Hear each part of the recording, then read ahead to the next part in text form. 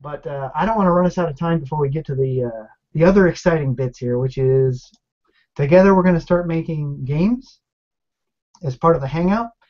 And the first game that we're going to make together, or the first clone, and I want to say something about the use of the word clone here, that we're going to make is Zigzag Boom, which you noted, interestingly, was, or is, a game made with Unity, which is exciting to me because I want to show, I'm always competitive, I want to show, hey, made with Unity, not made with Unity, I don't care what it was made with. It's easy to make it in Corona, and I think people, when we get to the end of this, are going to say, hey, wow, look at how little code is required to make a beautiful looking game that plays nicely. Excellent, yeah. So I said before, but if you look in the Hangouts folder, my Hangouts folder on GitHub, you're going to find a folder called I Can Make That, and under there you're going to find Zigzag Boom Clone. And within this, you're going to find a folder called App, and that's where the game will be when we start to work on it. You'll find another folder called Assets, and all of this is in the README, so when you go to the GitHub, it's going to explain what this is. But another one called Assets, and that is where we will put incoming like images and sound files before we use them in the game. And then there's a Docs folder where I will just be dumping documentation about this as we go along. And that I want to talk to the Docs today before we quit. The way I want to approach this is today I'm going to talk about some of the steps that I take whenever I work on a game. And then next week what I'm thinking we can do is I will take us through the skeleton of the game, sort of like the bits and pieces and how the code is organized and some of the key mechanics that we will be using as we go through the game. And when I say mechanics, what I'm really saying is design choices that we will be using, not so much as looking at any specific bits of code. It's just sort of like high level before we even start. This is how we're going to make this game. This is how the bits and pieces, how they're going to talk to each other, know about each other, be organized. So next week for that. This week, the way I look at games before I start to work on it. But before I say that, I use the word clone. I just want to say that, yes, we're making a clone in the sense that we're going to take a game that exists and we're going to duplicate the mechanics, and we're doing this as an exercise. I am not encouraging people to clone games directly. I'm encouraging people to do what I call Me Too Plus. First, absolutely, clone games directly if you want to learn. If you want to go out and make asteroids, go make an asteroids clone. But don't try to sell it. If you're going to try to sell it, you need to do Me Too Plus. Me Too Plus, for me, what that means is you have reproduced the original mechanic, and then you said, how can I make this different? How can I make it better, more interesting? How can I add more flavor, juice, pizzazz? How can I make this mine? You do that, and then I think you're justified in taking something and repackaging it. I'm happy with that. But people who just say, hey, I'm going to duplicate the exact original, I'm going to put it out there and put some ads on it, I'm not so supportive of that. So how do I approach games? You're going to find a document in here called Game Breakdown, and there's a PDF for those of you who do not have OpenOffice, but if you have OpenOffice, you can open it. You can open this folder, which is gamebreakdown.odp. I'm going to open that now, and hopefully it'll work out for me. And can you see that okay? Yeah. All right, well, that's not exactly what I wanted to show, but whatever. So when I work on any game, be it a clone or a new game, I sit down and do a little bit of homework in advance, and that homework involves the first thing I do is I don't think about the title, but the title of this game is in fact Zigzag Boom, the clone. First thing I do, I kind of write out a few sentences that I think sort of summarize the game. It's like my elevator talk, but not quite as fancy. If I were trying to describe what the game did to somebody, this is what I would tell them. For Zigzag Boom, basically, it's an endless runner where the challenge is to navigate a never-ending hallway with your character, your dot character. The game ends when you run into a wall, and you get points for every corner that you passed, every zigzag that you pass in the hallway. Now, of course, I would have some pictures, and I do, but when people go and look at this game, I think they'll agree that is pretty much the game. That's all there is to it. Yeah, yeah. When I played it, there's I think there's social media integration. There's leaderboard integration. Yeah, absolutely. And Those that's types of also things, part but of my evaluation here. But when you talk about purely what the game is, right, those 3 sentences, I think, summarize it. right. So moving on, then the next thing I do is I try to write down what I call a mechanics list. And I'm using the word mechanics a little bit loosely here. What I try to do is I look at this from a technical aspect, and I say, how can I break this down into verbiage that I understand in terms of how things work? If I wanted to break it down into the moving parts and the bits and pieces, what would I say? And for me, that came out to be 2 pages. And the first page was about the player, and this is in no particular order. Okay, don't restrict yourself to an order. Let it be just a free flow of thoughts, and then you can reorganize later. So for the player, what is it? It's a dot, and it ejects some particles and leaves a trail when it moves. That pretty much describes it. The movement of the player is it can move at a 45-degree angle to the vertical. So the screen is up and down. It's portrait. And it moves from bottom to top in a sense. And when it's either moving at an angle of 45 degrees to the left or 45 degrees to the right. And we'll see this when I show you a little video of the game. The other thing is the player can collide with the sides of the hallway. It probably would have helped if I'd shown a picture. Let me show a picture briefly here. So what we're talking about here is a dot that moves left and right through this hallway at a 45-degree angle in either of these angles. And your whole goal is to not hit the walls. It's just to go as far as you can without hitting the walls. Let me go back to my list. Which sounds fairly easy, but it's very much in the Flappy Bird camp of only being able to get so far before you smash into the wall. Absolutely. This is one of those frustration games where you're like, oh, I should be able to do this. Why can't I do it? I'm not, I should stop for a moment and say, as I discuss this, I'm not trying to minimize the effort that the people who worked on the original game put in. The people who lead when they do something, they deserve a lot of credit because they don't have the benefit of somebody else's hindsight, right? Mm-hmm. We have the benefit of being able to look at theirs and go, that's not quite. Mine's not working the way theirs works. Let me adjust. When they did it, they're like, I don't know, is this good enough? Is this what we're trying for? I don't know. Maybe we'll try it 10 different ways. Yeah, putting a mark on a blank sheet of paper is much more intimidating than putting additional marks. Yeah, tracing the picture, tracing the final picture. Right, we're tracing. They drew the original. Inputs. Basically, the inputs on this game, there's 2 kinds. There's buttons, but in the game itself, it's a one-touch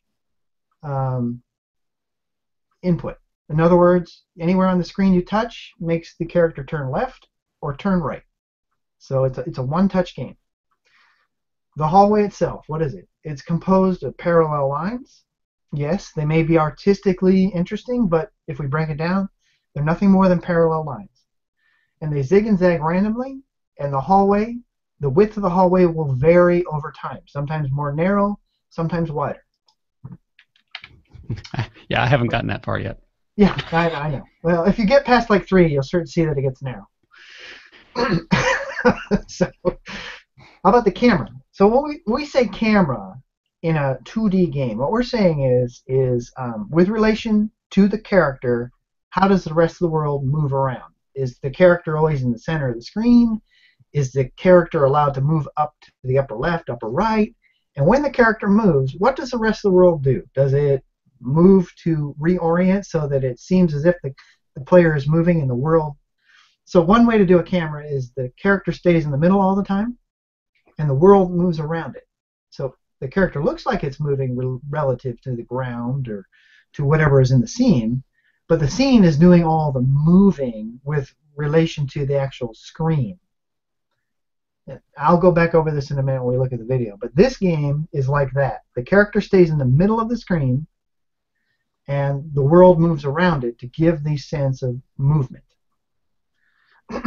In addition to that, this game implements a parallax background. So what that means is that the background has multiple layers which can be seen through each other, in this case. And as the character moves, one layer will move a little more quickly than another moves. And what that does, it gives us a sense of depth. So, for example, Mario Brothers, when the character is moving, it may have multiple layers in the background. And the nearest layers will move quickly. The furthest layers will move more slowly. And it gives you this sense of like the world has depth. Just as an interesting side note, I heard one time that Walt Disney actually pioneered doing a lot of that in their animated films, because they would put everything on cellulose and they'd put it into layers, and when they would take all the individual frames, then they would move different pieces at different times, or different pieces would be fuzzy because they were farther away, and all that kind of stuff like that, which gave the animation depth. Yeah, they used basic techniques to fake things that are eyeball. Yeah, even though it's a flat 2D bunch of images all on top of each other, it creates this sense of depth. So. Yeah, it fools the brain into thinking there's depth where there is no depth. So design settings. When I say design settings, it's like my bucket of things about the game that really don't have to do with how the world is designed. It's so much as like the orientation of the device, portrait. In other words, it's going to be held in your hand, with the taller part is up and down, and the narrower part of the device is left and right. Hopefully that makes sense. Everybody knows what portrait is. Yeah. Aspect ratio targets. So I don't target resolutions. I target aspect ratios. And what that means is I don't target 1024 by 768, but I target 16 by 9 or 4:3. Which that's the same thing, but anyway, 16:10. And so the target ratios for me are always the iPhone 5, 6, and 6 Plus ratios as my number one target. And then my secondary is iPad. So I make it look good on iPhone 5 and 6. These are all actually the same aspect ratio. And then I do whatever I need to do, and we'll talk about that at a future date, to make it also look presentable, not the same, presentable on the iPad. And if you do that, you've covered, I consider, most of your market. So yes, there's a whole another market, which is Android, but, and I don't know why it just changed on me, but if you've done the work for these two, you're going to cover, by definition, most of the Android targets. Special hardware requirements? None. Doesn't require any special input or shaking or any of that stuff. I mean, your phone may have it, but we're not going to use it. Game logic. Very simple game logic. The player gains a point every time they go past a corner, a zigzag, and they die as soon as they hit a wall. That's it. There's all there is to it. There's no lives. You get to start over again. You don't get to spend coins. You're not collecting anything. It's just going around corners. Now, you know what? I haven't played the game beyond like 5 corners, so they may have expanded the mechanics beyond what I'm listing here. But in the beginning part of the game, that's all there is to it. Next, what I like to do is I like to break down what's called a interface inventory. So when we're developing games, we all kind of we play with the fun part. We do the play GUI. We're doing mechanics, and we don't consider, I think, oftentimes, all the other stuff that you need to wrap on there before you can publish your game. Some of the things you need to wrap on there is a launch screen. You probably want a splash screen, the screen that comes up after it launches, but before it goes into the menu. Usually you put like your company title or like a quick credits listing there, not the credits itself. Then you got your main menu, which is this image right here. You can kind of see in a smaller bit. And the main menu gives you access to playing the game, going to the leaderboard, clicking on the options button, all that good stuff.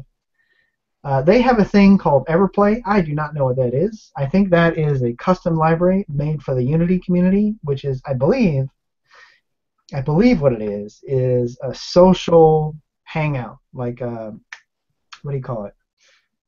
like a not like a forum, but like where people can go hang out and connect and Almost a Facebook page kind of thing. yeah, but I think it's live. Hmm. Whatever it may be, we're not going to do it. Then there's leaderboards and achievements, and for this game, those are the traditional ones that are supplied by either Apple or Google Play. There is an in-app purchase screen where you can make a purchase to disable the ads because this is a ad-based game. There's an info page, an options page, and then in pink here I have interstitial ads and banner ads. This game has interstitial, which is full page screen, full page ads, and it has banner ads at different times. Now I've marked these as blue and pink and black. If it's blue, we're going to address it at some point. If it's pink, we might address it in the future, probably not part of the original series. And if it's black, we're not going to address it at all. Now, in-app purchase, maybe. I don't know. I might change my mind about that in the future. But for now, we're going to be spending 99% of our time talking about the play GUI. I know, the part that I said everybody does. But we will also come back and say, all right, we've done all the work. We made the game. It's fun. What do we need to strap on here to make it finished?